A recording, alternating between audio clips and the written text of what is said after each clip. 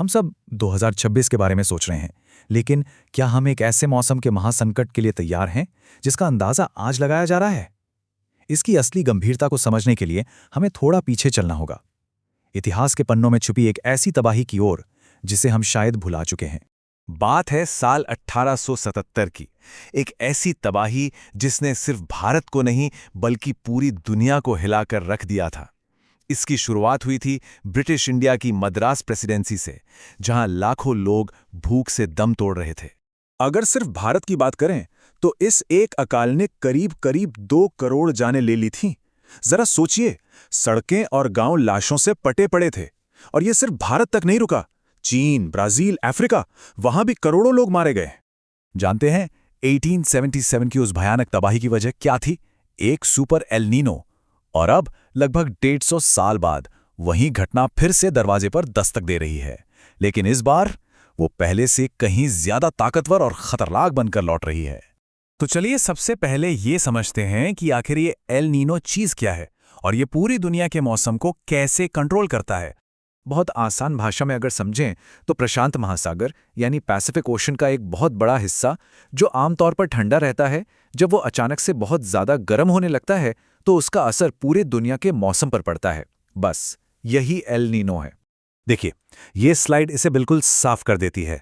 Normal हालात में क्या होता है, तेज हवाएं गर्म पानी को ऑस्ट्रेलिया की तरफ धकेलती हैं तो वहां बारिश होती है, सिंपल।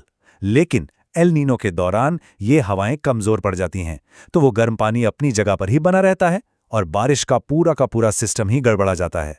नतीजा, भारत जैसे देशों में भयंकर सूखा और कमजोर मॉनसून। तो अब सबसे बड़ा सवाल ये है कि 2026 में आने वाला एल नीनो इतना ज्यादा खतरनाक क्यों माना जा रहा है? असल में ये कोई एक वजह नहीं है, ये कई खतरनाक चीजों का एक परफेक्ट स्टॉर्म बना रहा है। 3 बड़ी वजहें हैं जो 2026 के एल नीनो को एक सुपर एल नीनो बना रही हैं, और सबसे बड़ी चिंता की बात यह है कि ये तीनों वजहें एक ही साथ आ रही हैं। देखिए, पहली वजह तो ये है कि हम शुरुआत ही एक गर्म दुनिया से कर रहे हैं। क्लाइमेट चेंज की वजह से धरती का तापमान पहले ही काफी बढ़ चुका है। ये हमारा नया नॉर्मल है। एक अनुमान के मुताबिक 2026 तक दुनिया का औसत तापमान प्री इंडस्ट्रियल लेवल से 1.4 डिग्री सेल्सियस ज्यादा गर्म हो चुका होगा। तो ये वो गर्म बेसलाइन है जिसके ऊपर एल नीनो अपना असर डालेगा। अब इस पहले से गर्म माहौल में सुपर एल नीनो अपनी तरफ से और भी ज्यादा गर्मी जोड़ने वाला है। और अनुमान यह है कि ये सुपर एल नीनो अकेले ही तापमान में 1.5 डिग्री सेल्सियस का और इजाफा कर देगा। और जब हम इन दोनों आंकड़ों को मिलाते हैं ना, तो जो तस्वीर सामने आती है वो सच में डराने वाली है। कुल मिलाकर 2.9 डिग्री सेल्सियस के तापमान में बढ़ोतरी। मानव इतिहास में इतनी बड़ी छलांग पहले कभी नहीं देखी गई। ये तुलना इसे बिल्कुल साफ कर देती है।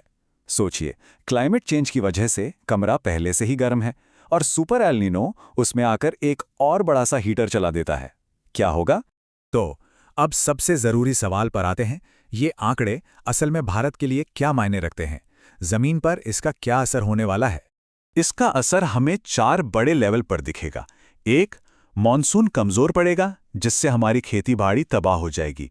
2, हीट वेव यानी लू के थपेड़े वो सारे रिकॉर्ड तोड़ देंगे। और 3, जब फसलें कम होंगी तो खाने पीने की चीजों के दाम आसमान छुएंगे, जिससे सीधी सीधी महंगाई बढ़ेगी। चलिए, अब इसके मानवीय पहलू पर आते हैं। वो कीमत जो अक्सर इन आंकड़ों में कहीं खो जाती है।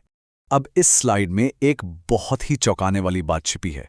खतरा सिर्फ दिन की गर्मी का नहीं है, असल खतरा तो रात की गर्मी है। देखिए, दिल्ली में 2024 में दिन का तापमान 1.8 डिग्री बढ़ा, लेकिन रात का तापमान 4.4 डिग्री बढ़ गया। जब रात में भी शरीर को ठंडक और राहत नहीं मिलती तो हीट स्ट्रोक जानलेवा बन जाता है। और ये स्लाइड बताती है कि असलियत को कैसे छुपाया जाता है, या शायद हम देख नहीं पाते। सरकारी आंकड़े 20 सालों में कुछ हजार मौतों की बात करते हैं, लेकिन असल अनुमान ये है कि भारत में हर साल, जी हां, हर साल करीब 1.5 लाख लोग गर्मी की वजह से मरते हैं। फर्क देखिए। और इसके पीछे एक बहुत बड़ी नीतिगत खामी है। भारत में हीट वेव को आधिकारिक तौर पर आपदा यानी डिजास्टर का दर्जा ही नहीं मिला है। इसका मतलब यह है कि गर्मी से मरने वालों के परिवारों को सरकार से कोई मुआवजा तक नहीं मिलता। हालात वाकई गंभीर हैं, इसमें कोई शक नहीं, लेकिन नाउमीद होने की जरूरत नहीं है। अभी भी ऐसे कई कदम हैं जो उठाए जा सकते हैं और उठाए जाने चाहिए। यहां देखिए, एक तरफ एक बेहद आसान सा समाधान है और दूसरी तरफ एक कड़वी हकीकत। एक पेड़ अपने आसपास का तापमान 12 डिग्री सेल्सियस तक कम कर सकता है, लेकिन हम क्या कर रहे हैं? विकास के नाम पर उन्हें ही लगातार काट रहे हैं। ये आंकड़ा हमें बताता है कि हम किस रफ्तार से अपने जंगल खो रहे हैं। और एक बात याद रखनी चाहिए, नए पौधे लगाने से कहीं ज्यादा जरूरी है पुराने बड़े पेड़ों को कटने से बचाना। तो हम और आप क्या कर सकते हैं? 3 बहुत सीधे साधे कदम हैं। पहला, खुद को और अपने आसपास के लोगों को सुरक्षित रखें। खूब पानी पिएं और जो लोग बाहर धूप में काम करते हैं उन्हें पानी और छांव देने की कोशिश करें। दूसरा, हर एक पेड़ को बचाएं। और तीसरा, कोयले पर अपनी निर्भरता कम करके सोलर एनर्जी की तरफ बढ़ें। इस पूरी बातचीत को एक सवाल पर खत्म करते हैं। जरा सोचिए, जो बच्चा 2026 में पैदा होगा, उसकी गर्मियों की छुट्टियां कैसी होंगी?